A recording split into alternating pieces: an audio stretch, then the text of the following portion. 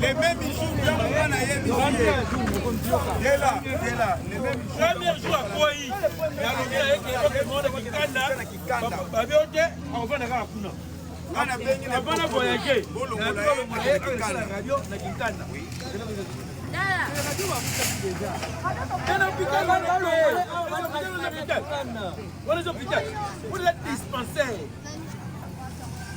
ta vie humaine va se la projeter.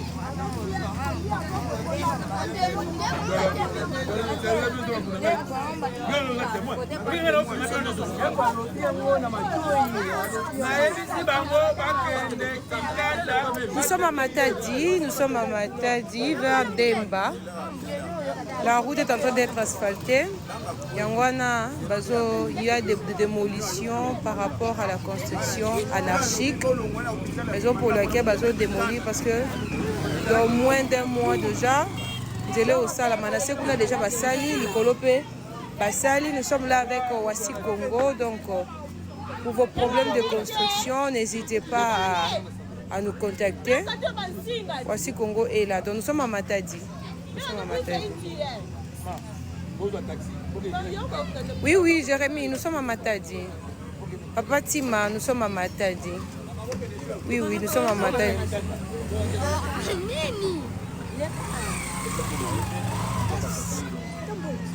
Non, on viendra. En fait, ici, le Bazo assuré déjà Baka, parce qu'aux gens qui ont mal construit, Bazo remettre Bambongo.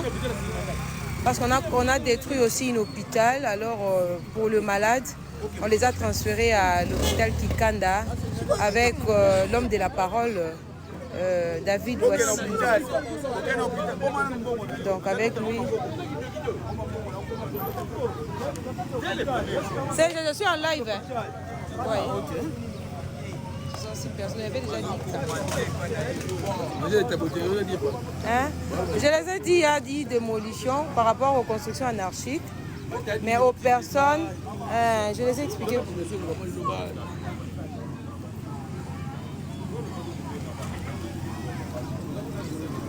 Ouais, maman, nous sommes à Matadi d'hiver de Mbalarou, Toulouse, c'est ça. Bazo démolir. Oui, parce que Bazo construire, là déjà ma banda qui. Alors aux personnes qui ont mal construit, Bazo Buka, mais Baotika Bango Bongote, la société Wasi Congo a remettre Bango Bambongo. Pour na ba oyo baza ba locataire a remettre Bango Bambongo ba garantie. Pour na ba oyo baza ba propriétaire a pesa Bango ba. Azo soit au lingi batongeli au mur na yo ba batongaki na ba mur batongeli au clôture na yo au cas où si ça marche pas ce que za mamanda ku la société Wasi Congo avec à l'union avec le gouverneur et le gouvernorat du Congo central baza ko assurer ko remettre batu bambongo. Oui, hôpital Babouki déjà on a envoyé le gens à l'hôpital de référence de Kikanda. On va continuer à soigner. Glade Boyi, nous sommes à Matadi à Demba, vers Toulouse. Hein. On est là. Tapotez le live s'il vous plaît. Toi, on a 3 cas. Il faut sécuriser le live. Tapotez s'il vous plaît. Aidez-moi à tapoter pour sécuriser. Nous sommes là avec Wasi Congo, Wasi Wadia, M. David Wasi Wadia, l'homme de la parole. Quand il dit, il fait. Donc c'est avec lui avec le gouvernement du Congo central.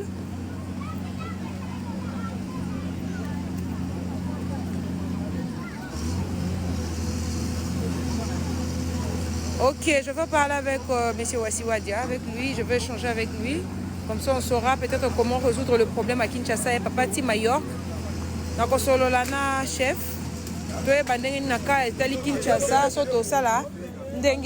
Entre-temps, les amis, s'il vous plaît, aidez-moi à tapoter, à sécuriser les lives, afin de pouvoir sécuriser. Toi, quand on a 3 cas et Pamba, toi, on m'attend à 10 cas, s'il vous plaît. Toi, on m'attend à 10 cas, ça va faire du bien.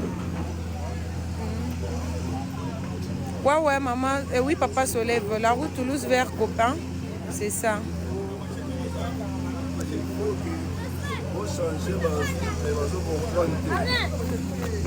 neti boye babukaki déjà wenze kuna likolo azotongela bango pe wenze parce que c'est un homme de parole. Quand il dit, il fait surtout. S'il vous plaît, aidez-moi à tapoter les lives. Tapoter les lives, comme ça me permet de vous expliquer.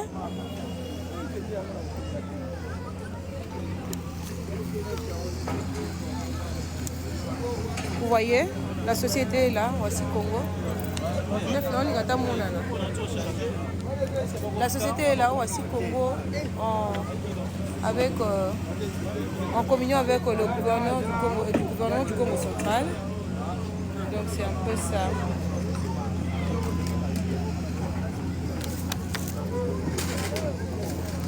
Tapotez les lives, partagez s'il vous plaît. Victor, Tozana Matadi. Maman Christelle, nous sommes à Matadi. Chris, nous sommes à Matadi. Zozo, nous sommes à Matadi.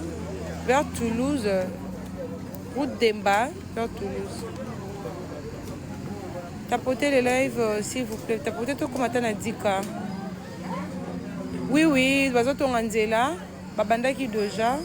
C'est le projet est en marche. On a assez déjà Babandaki. Non, ils font ça pour construire la route, maman. Ils ont un bateau qui na banzela. Mais, batiki bango bongo, on a récompensé.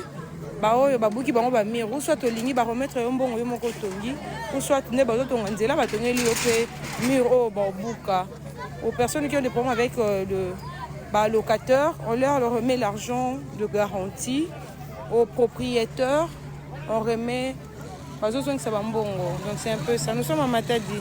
Jérémy Malaba, nous sommes à Matadi. Rache, nous sommes à Matadi. Non, le Banalingala, ok. Ils apprennent à construire la route JMK.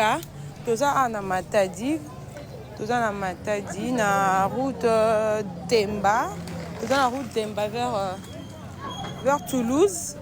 Bazo Bongisanzela. Babandaki déjà Kotonga. Bazo Bongisanzela. Donc, na ba oyo nyonso.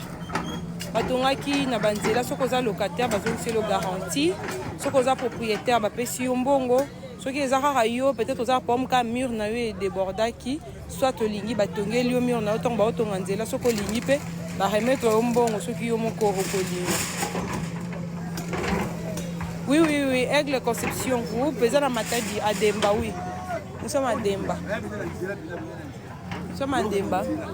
Dès vous constatez. Tapotez les lives s'il vous plaît, aidez-moi. Merci beaucoup Jim 10 ans. Bonjour papa Alain l'homme noir. Bonjour papa Alain. Lokuta te maman. Moi je suis là. Bambon ezongi batimisu ba transférer en hôpital à Kikanda place ba malade bazala qui ba bouki mur. Ba bouki hôpital. Maya Ndazola d'amour toza na Matadi sur Demba. Jonathan Djika toza Demba. Nous on a remis encore ça là. Nous avons ma place à battre. Nous sommes avec M. David Wasiwadio. Nous sommes avec M. David Wasiwadio.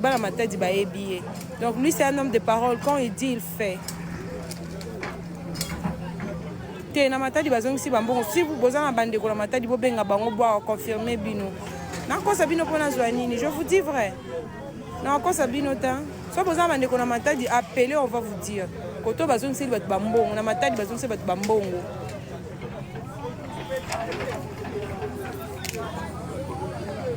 Bolimbisi, non, enfant de sa caméra. Vous avez un tapoter live, vous avez tapoter.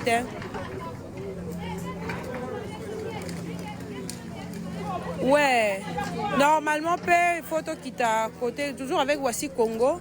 Pour quitter à côté la route Matadi parce que la route Matadi elle est vraiment délabrée. Oh et c'est ba revoir ni nzela wana parce que baka ezé belé côté wana. To sala ngope. Oui ba pesi bambongo. Mutu moko tu Jonathan Bivino batu ba on dit matin Jonathan. Confirmer bango que ba pesi batu bambongo. Po ba quand ça lokwa to kosa. Tout le monde n'est pas pareil. Et ça batu bisu ba pesa bango mbongo. Ba zimbongo ba meli baninga. Mais avec lui c'est pas le cas. Avec lui, c'est pas le cas. Lui, il remet l'argent. Avec David Wasiwadio, il remet l'argent. À ce moment, c'est vraiment bon. Et pas Batu Oyo, Banini Oyo. Donc nous travaillons, nous avons régi des eaux en place. Au moment où nous Bon, on a tuyau, normalement, ils ont bima. Nous sommes avec la régie des eaux en place. Donc, nous sommes en place tuyau, la régie des eaux à résoudre solution. Les autres dépendre, au talad. Ceux qui peuvent faire des choses, problème à mur au lit, qui n'a pas la balle, c'est le sort ligne, batongue lio. Les autres, comme yo kana. Locateur, c'est le garantie. Donc, c'est ça, vous voyez, la société est là. Vous en avez filmé nos sociétés, bon, société en gros. Zwango, Zwango, Nabatol, Namabende, Zwa. C'est ça. Prends ça.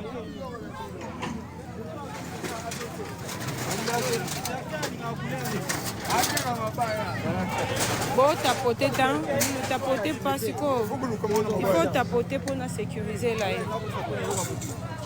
Tapoter s'il vous plaît, comme ça je veux sécuriser. À résoudre le problème, la solution.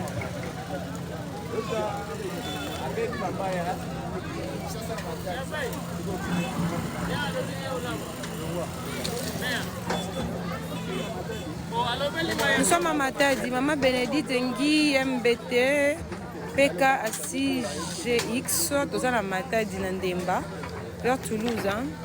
Baotonga nzela yango wana bazobuka ba construction anarchique.